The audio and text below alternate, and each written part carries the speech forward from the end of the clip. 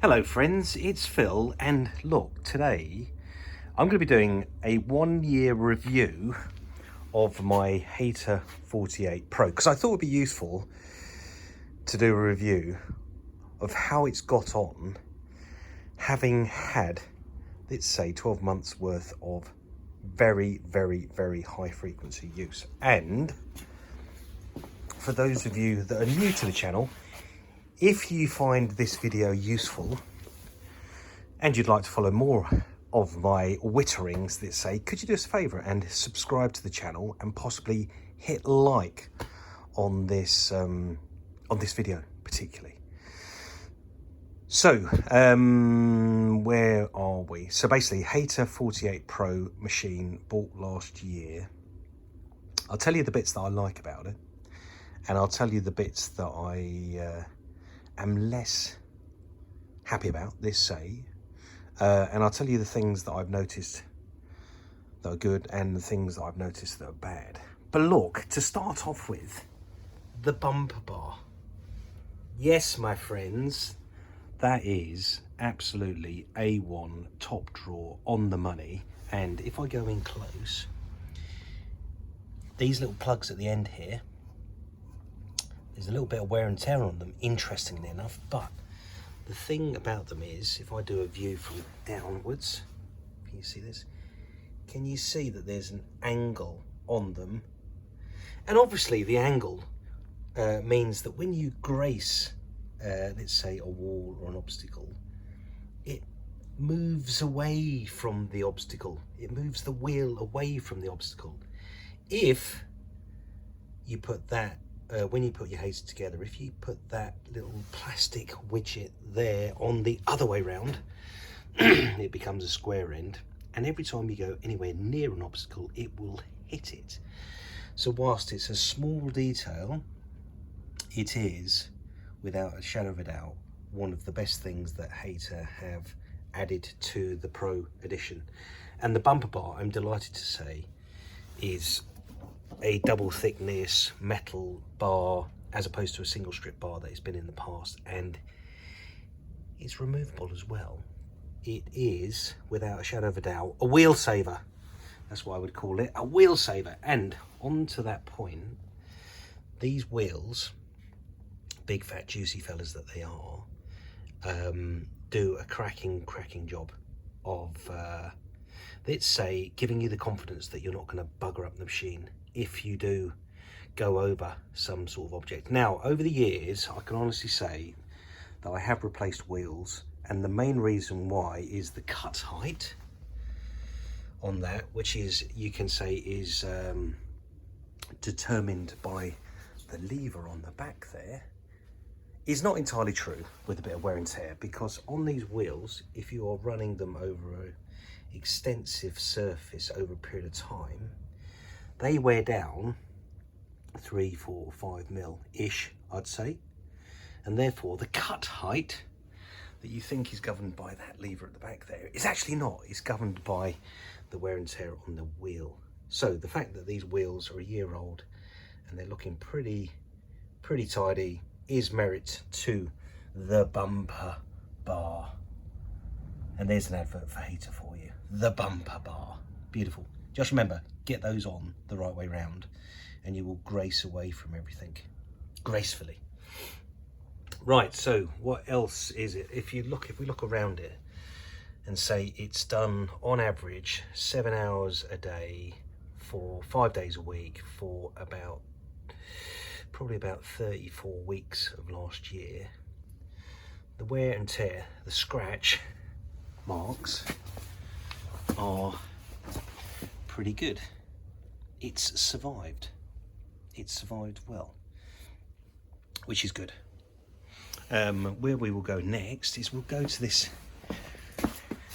rear gearing. Now, when they changed the Hayter, they introduced this new rear roller, and they engineered a whole new section here. And one of the things that they did is they put a metal casing on here, because those of us who have had the older Hayters know that given time, for whatever reason, there is a wearing down of this plate.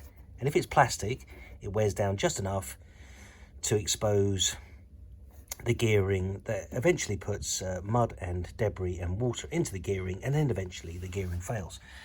So that metal plate that you see there is a legendary piece of engineering without a shadow of a doubt. It does just the job to protect the drive unit from being buggered up, basically the technical term for wear and tear. So look, scratchy, limited. We've got a little bit of, interestingly enough, if we look at the construction of this from the back, this is poking out a little bit here. Is it meant to be? Probably. But there is a fair bit of wear and tear on the front edge there. Let's go around there, just there. Now, so we don't get the wear and tear on the undercase here, which is to worry about. What we're getting is wear and tear on the front top edge there. Given time, there'll be a hole up here, and given time, that will fail in a similar way that it used to fail on the bottom there. So I think either there's an alignment on the roller assembly that's wrong, or actually for design purposes that has come out. But to me it looks like it's possibly too far out. So that's the obvious wear and tear concern there. So let's go up to here.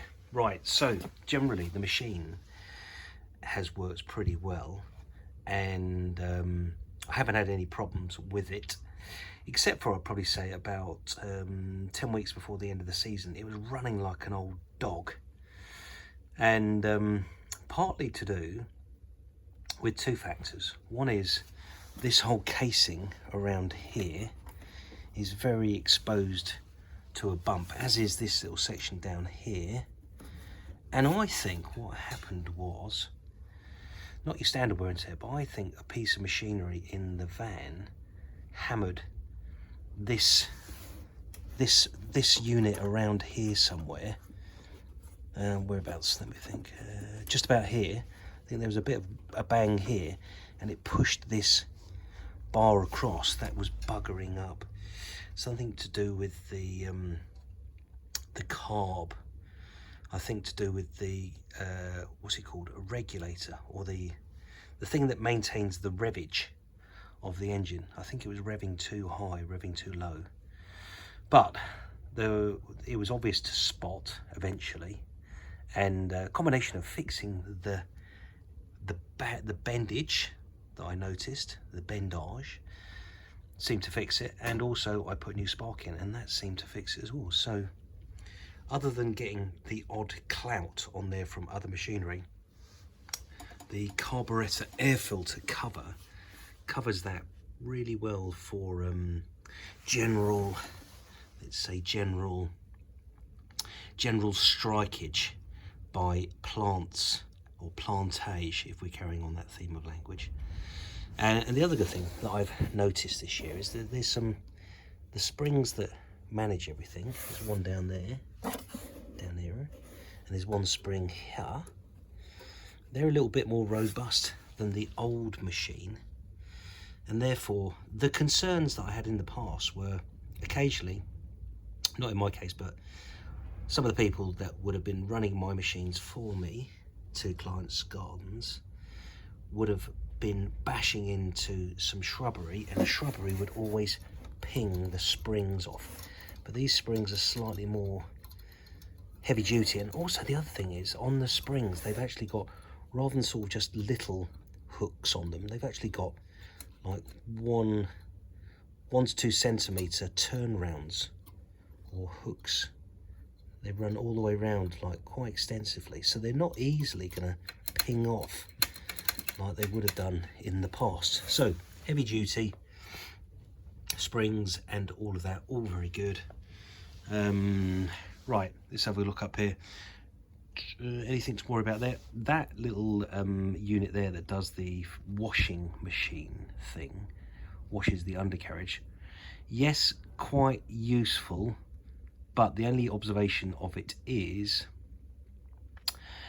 you don't know what the condition of the undercarriage is, even when you've washed it. So in theory, there's very little guidance or understanding or logic actually to how long you run the water through that washing system, because on the days when you get when you're cutting really fine, let's say cutting lawns, and the clippings are coming off very, very fine, and the day is slightly wet or there's a morning dew, there's like a glumpiness like this gear. That's actually a piece that has been sitting firmly on the underdeck until I turned it over the other day. But this gear, which is rock solid, should have been cleaned off by the undercarriage washing machine in theory, but it doesn't, my friends. It won't come off without some agitation, and you can put your money on it, that is going to be sitting at the back of the, or the front somewhere, that's going to be sitting there affecting the performance of the grass bag, basically. Because if there's not a clear undercarriage kind of air suction thing going on caused by these little fellas, your grass bag's not going to work as well. And talking about the grass bags, let's say it's a beast and it works really well, and the normal wear and tear isn't particularly visible. And I think there's several reasons for that. So typically on the Hayter, your grass bags wear in the corner down here. Like that one there. It's just about starting to wear. And they also wear on the top here. But I think the reason why they're less damaged is because of this handle that they put on the back. And it means rather than grabbing this and then chucking it on the floor, let's say, I think you're using it, you're pulling it like this and you're holding it like that, as opposed to letting it drop as often as you do when you didn't have the handle on. In the past, you used to kind of drop it, even to put it back on, and you'd get wear and tear here and there. That one's definitely going, you can see it. So let's just take this off, hang on a sec. So having a little look in here, no major problems here. Obviously the washing facility does not wash this bit here for reference, and it doesn't wash in there either. So whilst you might get the undercarriage relatively clear, you don't get these sections clear, and these need to be clean and polished, as they're not at the moment. They need really extensive scrubbing with a good detergent and then pressure cleaned. But you can see the blade down there. No problems with the blades at all this year. That said, actually, at one point during the summer, I actually caught a client's metal edging with the blade, and actually I think I've slightly, very slightly damaged the crankshaft, because I took it to a service centre to say it's definitely wobbly, because I could feel it in my hands when I turned the machine on. I could feel when you start the blade up, I could feel a wobbling, but that wobbling wasn't extensive enough to need to replace anything, and it couldn't be easily replaced or easily straightened. So there's a kind of a slight wobbliness, I think, in the blades, but it doesn't affect the cuts, and it also doesn't affect anything else. So yeah, that was lucky, I'd say. Otherwise a big hefty bill would be on its way. So the other thing is they put on this heavy duty handle. Now, my only thoughts are about the heavy duty handle.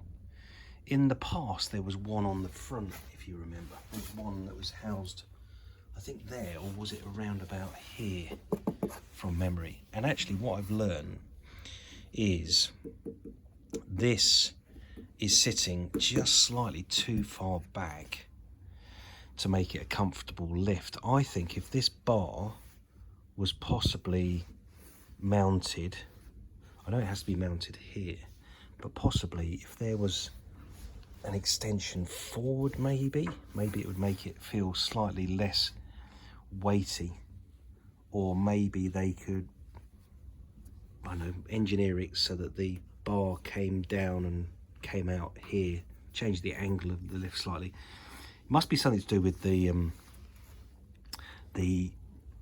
this handle is lifting through this axis, this diagonal axis here, and you're picking up all of the weight off the back and not a lot off the front. So in the past, I think picking up in the middle gave you sort of a less hefty lift arm, let's say. So that's all right. Other thing, this handle normally, given the old Hayters, would with vibration loosen off, but that's solid as, so that's good. Haven't had the opportunity this year of hitting anything with these whilst loose, so they're doing all right, which is pretty good. Handle is pretty good, no wear and tear on that. Pull cord, yeah, no issues at all with any of the cabling yet. This little clips remained in place, which is good. This is still tight. I've had a few issues with this little fella here because it's even when it's in, it sort of protrudes a bit here, and it's hit the fence a couple of times, so that hasn't worked particularly well. Yeah, this is fine, everything, yes, everything else is fine. The handle seems to be all good, so generally I've got no complaints about the Hayter. Year on, 2 oil changes, 1 spark plug change, 1 visit to the service engineer to just check that I haven't destroyed the crankshaft. But the only real thing to worry about is that little wear and tear down there on the top section, not the bottom section. So all in all, I would give the new model Hayter generally a pretty good thumbs up. And look, more importantly, I'm a big fan of the bumper bar, so I'm going to show you that again. Beautiful bumper bar. Hayter, well done, well done, very good. Best machine I bought from you in 18 years of Hayters. Anyway, that's all for now, folks. Thanks for listening. Hopefully that was useful. Take care. Ta-ra.